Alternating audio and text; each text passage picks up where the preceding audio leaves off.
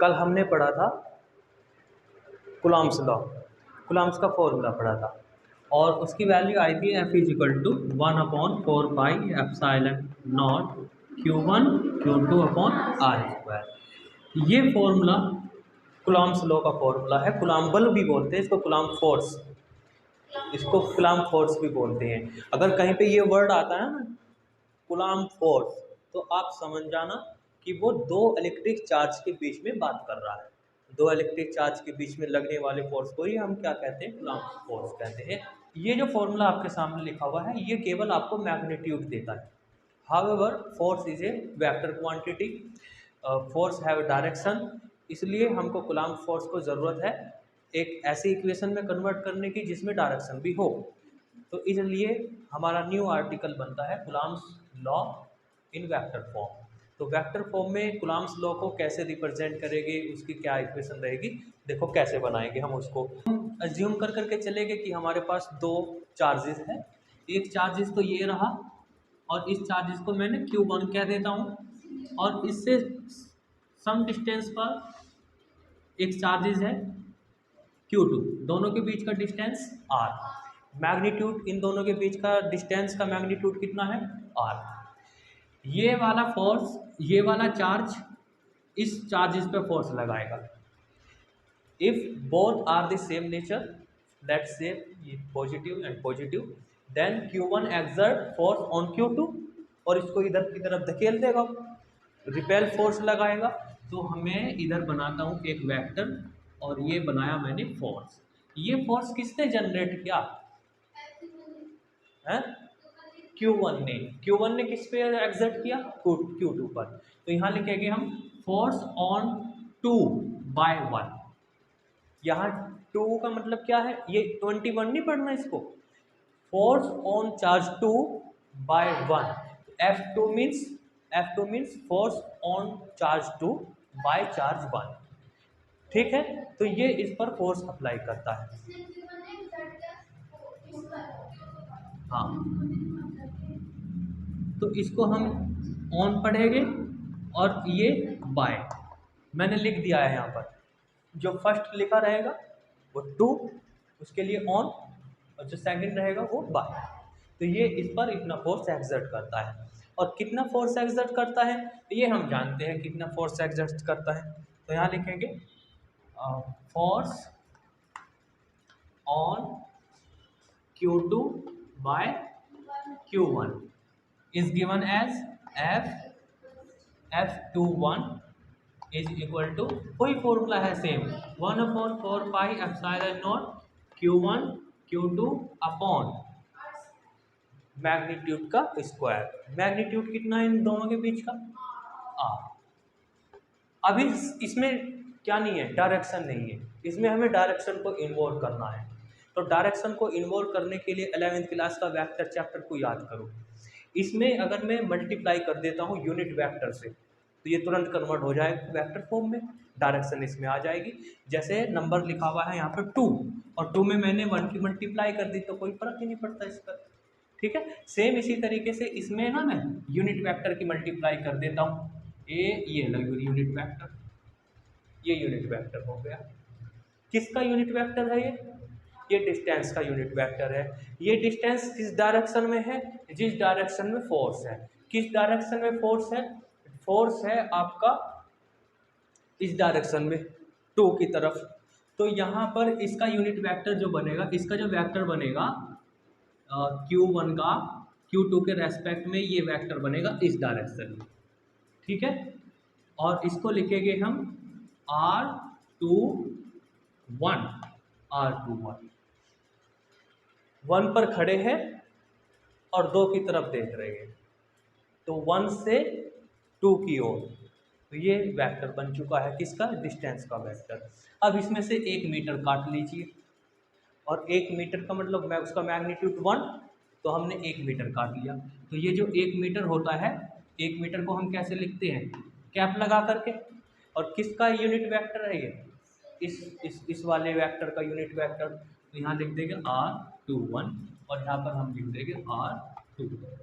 Hair R21 represent the unit vector in the direction of in the direction of force 2 1, F21 की direction में है ये equation अब बन चुकी है। इधर देखो अभी बाद में देखना, ये इक्वेशन अब वेक्टर फॉर्म में कन्वर्ट हो गई। सेम इसी तरीके से ये वाला चार्ज इस पे भी फोर्स लगाएगा, ये वाला जो फोर्स, ये वाला चार्ज होगा, ये इस पे इस तरह फोर्स लगाएगा इस तरफ, ठीक है। तो इसकी डायरेक्शन किधर है, Q2 से Q1 की तरफ। तो यहाँ लिखेंगे ये फोर्स है, force on one, force on charge 1/2, क्योंकि वेक्टर बन चुका है तो यहाँ वेक्टर लगा देंगे। ये लीजिए, अब इस डिस्टेंस का यूनिट, डिस्टेंस का वेक्टर किस तरफ बनेगा, अब इस तरफ बनेगा, इस तरफ। अब किस तरफ हो गया वेक्टर डिस्टेंस, ये वेक्टर हो गया आपका 2 से 1 की तरफ। तो यहाँ लिखेंगे R1 2, एक की ओर, 2 से 1 की ओर। तो ये यहाँ से यहाँ तक का एक वेक्टर है। अब इस वेक्टर में से हमने एक यूनिट वेक्टर कर लेना है, ये 1 मीटर को काट लेना है। तो 1 मीटर काट लेंगे, इसका यूनिट वेक्टर क्या बन जाएगा, इसका यूनिट वेक्टर बनेगा, यूनिट वेक्टर R12 कैप। तो इसमें मल्टीप्लाई कर दीजिए दूसरे फोर्स की। Similarly force on Q1 by Q2 is given as F12 vector is equal to 1/4 pi epsilon naught Q1 Q2 upon magnitude, distance जो दोनों के डिस्टेंस है उसका मैग्नीट्यूड का स्क्वायर कर दीजिए। यहाँ पर इसको वेक्टर फॉर्म में कन्वर्ट करने के लिए हम मल्टीप्लाई करेंगे वेक्टर की, यूनिट वेक्टर की मल्टीप्लाई कर देंगे। किस डायरेक्शन में है फोर्स, इस डायरेक्शन में, तो इसी डायरेक्शन का वेक्टर लीजिए, उसका यूनिट वेक्टर लीजिए। इस डायरेक्शन में वेक्टर ये है तो इसका यूनिट वेक्टर ये बनेगा। तो यहाँ पर हमने मल्टीप्लाई हो गया। ये एक है, मैग्नीट्यूड इसका 1 है, तो अगर आप इसमें 1 की मल्टीप्लाई करते हो तो इस पर कोई फर्क नहीं पड़ेगा। तो ये दोनों इक्वेशन हो गए। आ गई बात समझ में। अब यहाँ से ना थोड़ा सा इसमें अभी और ऊपर वर्क करना था मुझे, चलो मैं यहाँ कर देता हूँ। वी नो दैट, हम वेक्टर जैसे आपने पढ़ा है कि एक यूनिट वेक्टर जो होता है वो इस तरीके से डिफाइन होता है, ए वेक्टर अपॉन और उसी का मैग्नीट्यूड। तो सेम इसी तरीके से आप ऐसे लिख सकते हो, सेम ये यूनिट वेक्टर है तो इसको कैसे लिखोगे आप, इसका वेक्टर अपॉन और इसी का मैग्नीट्यूड, ठीक है। अगर ये यूनिट वेक्टर 2 1 है तो यहाँ पर 2 1 लिख लेंगे, यहाँ पे भी 2 1 लिख लेंगे, ये 1 2 है तो यहाँ पे भी 1 2 लिख लेंगे। तो कहने का मतलब ये है जहाँ ये लिखा हुआ है ना उसको हम इससे रिप्लेस कर सकते हैं, ये लिखा हुआ है यहाँ पर, तो यहाँ पर इसको मैं रिप्लेस कर देता हूँ फिर हैं।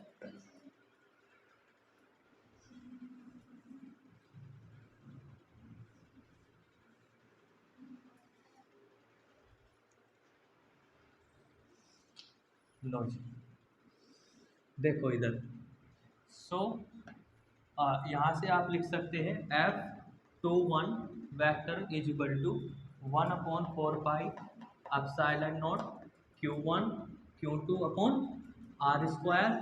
और मैं इसको रिप्लेस कर रहा हूँ जैसे अभी मैंने यहाँ पे लिखा है R21 vector upon R21 vector का मैग्नीट्यूड, हाँ मोड भी बोलते हैं। इसका मैग्नीट्यूड कितना है, ये जो वेक्टर है तो ये है मैग्नीट्यूड, ये आर। तो इसको मैं क्या लिख सकता हूँ नेक्स्ट लाइन में, आर और आर आर स्क्वायर कितना हो गया क्यूब। तो ये आ जाएगा F21 is equal to 1/4 pi epsilon naught Q1 Q2 upon R cube और ये R21 वेक्टर। ये इक्वेशन कन्वर्ट हो चुकी है वेक्टर फॉर्म में। सिमिलरली दूसरा फोर्स भी ऐसे ही लिखा जा सकता है, इस वाले को भी तो आप ऐसे लिख सकते हो, बिल्कुल बिल्कुल same. F12 vector 1/4 pi epsilon naught Q1 Q2 upon R cube into R12 vector. बस आपको यहाँ पे ध्यान देना है, फोर्स ऑन चार्ज 1/2। यहाँ पर राइटर ऐसे भी बोल देते हैं इसको, 2/1 भी लिख सकते हैं इसे हम। ये डिपेंड करता है कि राइटर कैसे लिख रहा है। वो ऐसे भी बोल सकता है इसे, फोर्स ऑन 2/1। वो वहाँ पे हमें लाइन मेंशन करनी पड़ेगी फिर। हाँ, कि F12 का मतलब क्या है वो हमें बताओ, तो वो लिखा रहेगा वहाँ पे, राइटर लिखेगा जैसे मैंने नोट्स में लिखा, फोर्स ऑन 1/2। बहुत सा राइटर क्या करता है, वो उसको उल्टा पढ़ता है, कैसे, फोर्स ऑन 2/1 ऐसे पढ़ लेता है। तो ये आपको अपने आप समझना है कि हम कौन क्या पढ़ रहे हैं।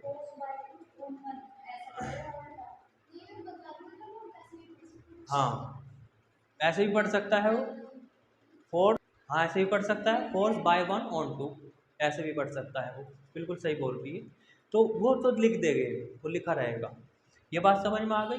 अब यहाँ से थोड़ा सा आप ध्यान दीजिए, आपके पास एक फोर्स ये है F21 है, एक फोर्स F12 है। दोनों का डायरेक्शन क्या है, अपोजिट डायरेक्शन में। एक फोर्स इस डायरेक्शन में तो दूसरा फोर्स इस डायरेक्शन में है। और हम देख रहे हैं दोनों इक्वेशन से, equation first and this equation second, both equation are same, both equation are same, only is difference of direction, direction का ही डिफरेंस है। तो यहाँ से हम क्या लिख सकते हैं, from first and second F21 is equal है F12 के। देखो इक्वल ही तो है ये सब, ये ना डायरेक्शन अपोजिट है, एंड डायरेक्शन अपोजिट के लिए हम वर्ड यूज करें। और ये तुम पढ़ के आए हो, क्या है ये? किसका नियम है ये, किसका नियम है ये, कौन सा लॉ है ये, याद करो इसे, Newton third law, every reaction there is action. हाँ, इक्वल एंड अपोजिट रिएक्शन, ये न्यूटन थर्ड लॉ है। That means Coulomb's law obey the Newton third law. Coulomb's law इस तरह से भी लिखने के लिए बोला जा सकता है कि there are two charges of position vector r1 and r2। इनके पोजिशन वेक्टर होगी, यहाँ से हम ओरिजिन से डिस्टेंस मेजर कर रहे हैं। अभी हमने जो डिस्टेंस मेजर कर रखी थी वो बीच में ऐसे ही बता रखा था सिंपल, लेकिन हम डिस्टेंस जो मेजर करते हैं हमेशा एक रेफरेंस पॉइंट से लेते हैं। तो मैंने रेफरेंस पॉइंट बनाया, ये ओरिजिन बनाया, और क्वेश्चन में दे दिया कि the position vector of q1 is r1 vector and position vector of q2 is r2 vector. Then represent the Coulomb equation in vector form. Equation represent कीजिए आप, कैसे बनाओगे अब आप, हैं, इन दोनों के बीच का डिस्टेंस तो कुछ है नहीं, तो हम यहाँ पर मान करके चलेंगे, suppose that the magnitude the distance between q1 and q2 is r। हमने r ले लेंगे, ये बीच का डिस्टेंस कुछ ना कुछ तो होगा, तो ये एक क्या बन जाएगा, ट्राइंगल बन जाएगा। तो इसका पोजीशन वेक्टर ये ऐसे जा रहा है, Q1 पे पहुंच रहा है, इसका पोजीशन वेक्टर ये इधर जा रहा है और ये Q2 पर पहुंच रहा है। अब हमें कहा जा रहा है कि इसका इक्वेशन लिखिए, कूलॉम्स इक्वेशन लिखिए, वो भी वेक्टर फॉर्म में। तो हम ये जानते हैं, बेसिकली क्या जानते हैं कि Q1 Q2 पर फोर्स एक्सर्ट करेगा, ए इस डायरेक्शन में करेगा, इस डायरेक्शन में करेगा। तो इसको कैसे लिखेंगे हम, F21 क्या पढ़ेगा इसको, ऑन 2/1, फोर्स ऑन 2/1। तो दूसरे चार्जेस पर पहले चार्जेस ने फोर्स जो एग्जर्ट किया। अब इसका वेक्टर किस तरफ होगा, Q1 का Q2 के रेस्पेक्ट में जो पोजीशन वेक्टर होगा वो इस डायरेक्शन में होगा, ए इस डायरेक्शन में, ठीक है। और इसका हम बनाएंगे 1 से 2 की तरफ, इस डायरेक्शन में ही तो है ये पोजीशन वेक्टर, इसका इसी तरफ ही तो बनेगा, है ना। तो Q1 के रेस्पेक्ट में Q2 के रेस्पेक्ट में Q1 का पोजीशन वेक्टर इस डायरेक्शन में बन जाएगा। और इसको हम लिखेंगे R1 से 2 की तरफ, 1 2 ऐसे लिख लेंगे इसे, 1 से 2 की तरफ। हाँ ऐसे भी लिख सकते हैं जैसे हमने पीछे किया था ना, 2 1, है ना, वो हमें बताना पड़ेगा। 1 2 भी लिख सकते हैं, मैं बता रहा था अभी आपको, हाँ लिख सकते हैं तो, हाँ तो here R12 represent the vector which direction Q1 to Q2, Q1 से Q2 की तरफ है इसकी डायरेक्शन। तो इसका ये पोजीशन वेक्टर बनता है किसका, Q1 का Q2 के रेस्पेक्ट में इस तरह। ठीक है, बात आएगी यूनिट वेक्टर की, तो 1 मीटर काट लेंगे, यूनिट वेक्टर बन जाएगा और उसकी मल्टीप्लाई कर देंगे। अब दोनों के बीच का डिस्टेंस हम कितना मान करके चल दिए हैं, दोनों के बीच का डिस्टेंस r ले लिया है, यानी कि मैग्नीट्यूड हमने r ले लिया है। कहने का मतलब ये है कि अगर मैं इस वेक्टर का मैग्नीट्यूड लूंगा तो वो r होगा। ठीक है, फिर जब हम इधर की डायरेक्शन में बात करेंगे, ये वाला फोर्स, ये वाला चार्जेस इस वाले ये वाला चार्जेस इस वाले चार्जेस पे फोर्स लगाएगा इस डायरेक्शन में, तो इसको लिखेंगे हम F ऑन 1/2। अब इसका पोजीशन वेक्टर इस तरफ बनेगा। ठीक है, अब पोजीशन वेक्टर इस तरफ होगा, Q2 का Q1 के रेस्पेक्ट में पोजीशन वेक्टर इस तरफ हो जाएगा, और इसको हम लिखेंगे R21, 2 से 1 की तरफ, 2 से 1 की तरफ। ठीक है, तो सबसे पहले हम इस वाले फोर्स की वैल्यू लिखते हैं कि ये फोर्स कितना है, तो इसको लिखेंगे force on Q2 by Q1 is given as F21 vector is equal to 1/4 pi epsilon naught Q1 Q2 upon में बीच में डिस्टेंस का स्क्वायर, बीच में रहेगा क्या, डिस्टेंस का स्क्वायर। हालांकि हम वेक्टर भी यूज कर सकते हैं।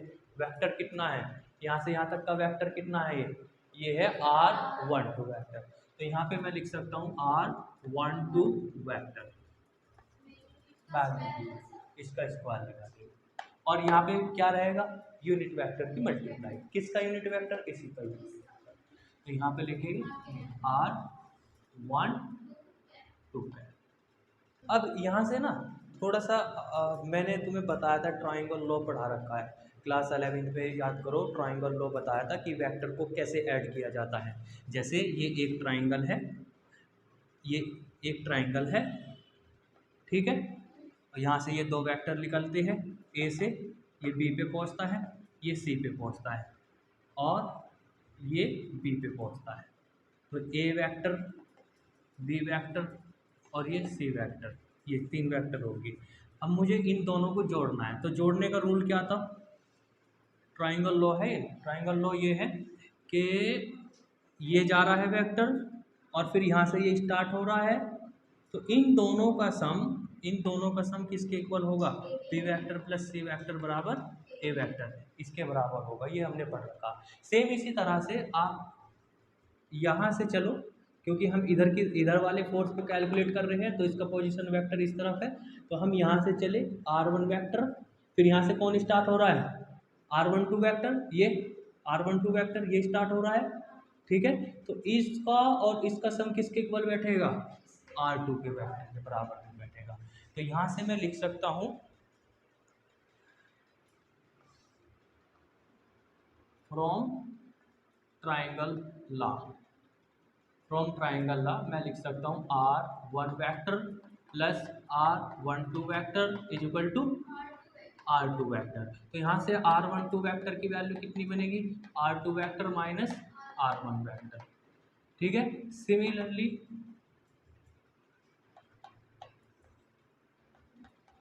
इसी तरह से जब आप कैलकुलेशन इस डायरेक्शन में कर रहे होगे, इस फोर्स की वैल्यू की बात कर रहे होगे, तब आपको वेक्टर कौन सा लेना है, ये वाला वेक्टर लेना है।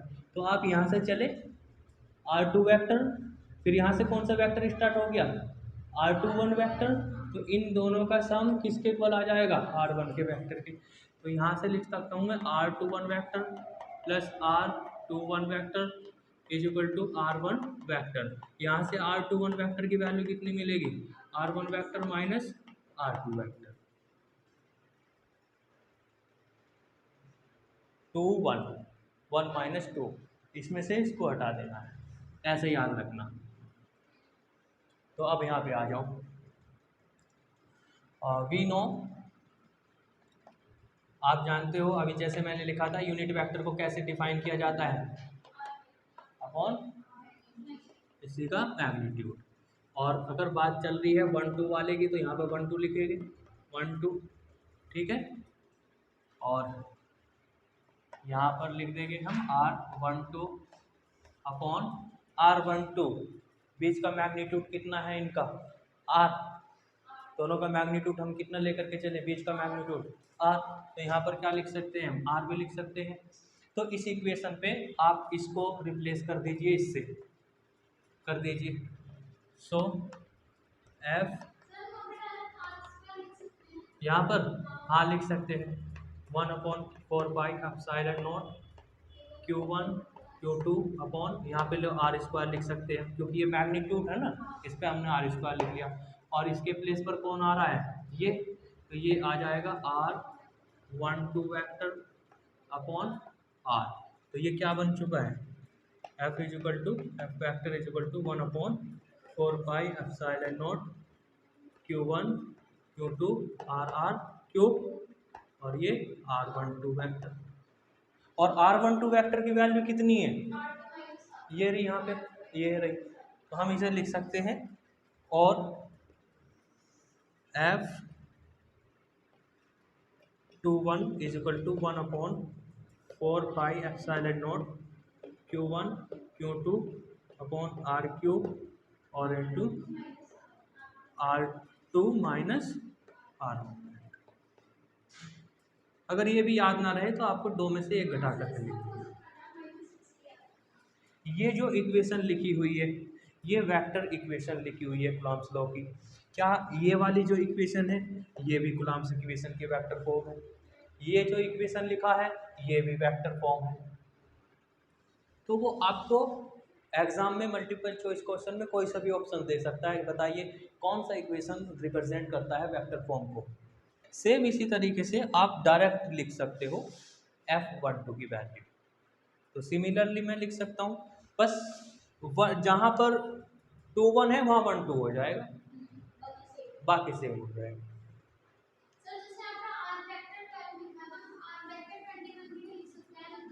कहाँ पर, यहाँ, हाँ वो फिर हमें बताना पड़ेगा, उसमें लिखेंगे तो भी हाँ लिख सकते हैं, लिख सकते हैं हाँ। सिमिलरली आप इस वेक्टर की वैल्यू बताएं, दे बताओ 1 2 वेक्टर कितना बनेगा 1/4πε0 और ये Q1 Q2 upon R cube और ये R1 माइनस R2। अब ये इक्वेशन भी ऐसी ही नहीं है, बिल्कुल सेम है ये दोनों इक्वेशन, सिर्फ किसका फर्क है, डायरेक्शन का, और किसी का। This equation represent a vector form, हाँ सिर्फ डायरेक्शन को लेकर के आए हैं, इस अपने फॉर्मूले में डायरेक्शन को इन्वॉल्व किया है। पूछा जाता है कि driving vector equation of Coulomb's law. देखो भाई क्वेश्चन में गिवन ये है कि आपके पास दो चार्जेस हैं, दोनों कैसे हैं, प्लस प्लस के हैं, रिपेल कर रहे हैं एक दूसरे को। ये यहाँ पर एक चार्जेस है, एक चार्जेस यहाँ पर है, ये 2 माइक्रोकूलम है और ये 6 माइक्रोकूलम है, प्लस का है ये प्लस का है, दोनों एक दूसरे को रिपेल कर रहे हैं। कुछ डिस्टेंस होगा इनके बीच में, कुछ ना कुछ तो डिस्टेंस होगा, तो वो जो रिपेल कर रहे हैं, रिपेल का जो फोर्स लगा रहे हैं वो फोर्स लग रहा है इनमें F is equal to 12 Newton force लग रहा है। अब हमने क्या किया, इसको भी चार्ज दे दिया और उसको भी चार्ज दे दिया, एडिशनल चार्जेस दे दिया। कितना चार्ज दे दिया है, -5। तो जब हमने इसको -4 देंगे तो -4 इस पे आएगा, तो +2 और -4 कितना हो गया टोटल मिल करके, तो न्यू चार्जेस कितना हो जाएगा, न्यू सिचुएशन कैसी हो जाएगी, देखो न्यू सिचुएशन ये हो जाएगी -2 माइक्रोकूलम और 4 माइक्रोकूलम इसको दिया, तो इस पर कितना आ जाएगा, इस पर +2 आएगा 2 माइक्रोकूलम। तो अब ये दोनों चार्जेस हो गए। अब आप देख करके बता सकते हो ये अब अट्रैक्शन करेगी, तो वो जो अट्रैक्शन का फोर्स होगा वो हमें बताना है, what will be the new forces. Question समझ आया? स्टार्टिंग में दो चार्जेस थे plus plus 6 microgram, they are repelled to each other by 12 Newton forces. Now additional charges is given -5 microgram this and -5 coulomb to this. Now what will be the new forces? We know the Coulomb's formula. Basically जो force की बात करता है कौन करता है? Coulomb. तो Coulomb क्या बताता है? दो चार्जेस के बीच में लगने वाला फोर्स कितना होता है? F is equal to 1/4 by epsilon naught Q1 Q2 upon में R स्क्वायर, ये होता है। क्योंकि ये सब चीज़ तो कांस्टेंट रखी उन्होंने क्वेश्चन वालों ने, इसको तो बदला नहीं। 1/, देखो क्वेश्चन में पढ़ करके पता चल रहा है कि ये डिस्टेंस नहीं बदली गई, ना ही ये कांस्टेंट बदला गया, कुछ भी चेंज नहीं किया गया, सिर्फ चेंज किया आपने चार्ज को चेंज किए हैं। तो मैं इसको ऐसे नहीं लिख सकता हूँ, F is directly proportional to Q1 Q2, ऐसे लिख सकता हूँ इसे। तो फर्स्ट सिचुएशन देखो क्या बनेगी, फर्स्ट सिचुएशन ये बनेगी, या फर्स्ट इक्वेशन क्या देंगे इसे हम, है ना।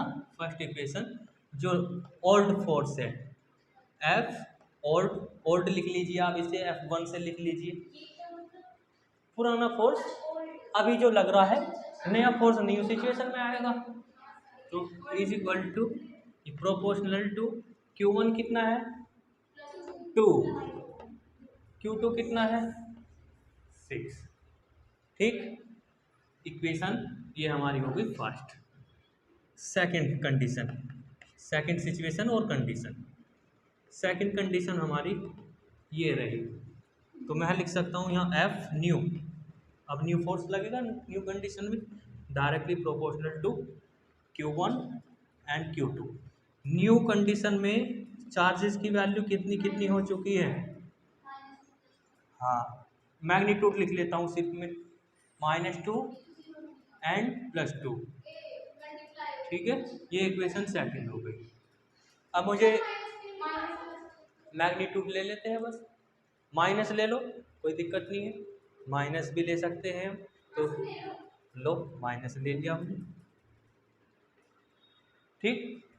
अब न्यू फोर्स देखो, इक्वेशन सेकंड को, क्योंकि आपको न्यू निकालना है तो न्यू को ओल्ड से डिवाइड कर दो,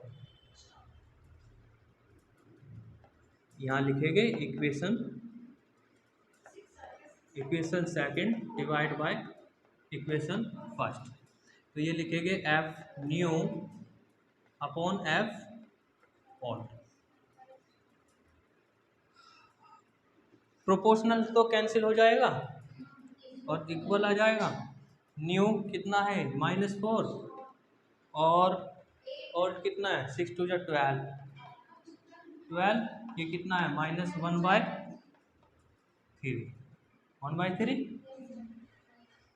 और लो जी, तो न्यू फोर्स कितना आ चुका है, F new force is equal to minus old force इधर चला जाएगा मल्टीप्लाई में, ये F ओल्ड अपॉन 3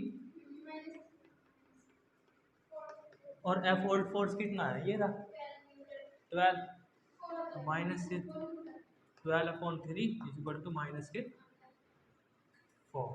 तो न्यू फोर्स जो लगेगा वो 4 न्यूटन्स का फोर्स लगेगा, और वो जो 4 न्यूटन फोर्स होगा वो अट्रैक्शन का फोर्स होगा। यहाँ पर माइनस साइन यही शो कर रहा है, इसलिए मैं माइनस साइन को छोड़ने के लिए बोल रहा था कि हम तो सिर्फ मैग्नीट्यूड ही बताना, अगर वो कहे कि नेचर भी बताइए फोर्स का, तब आप माइनस को इन्वॉल्व कर सकते हो। अट्रैक्शन का फोर्स तभी तो जनरेट होता है जब दोनों का नेचर डिफरेंट हो, एक प्लस का होगा एक माइनस का होगा, और प्लस माइनस मिलकर के माइनस देते हैं रिजल्ट।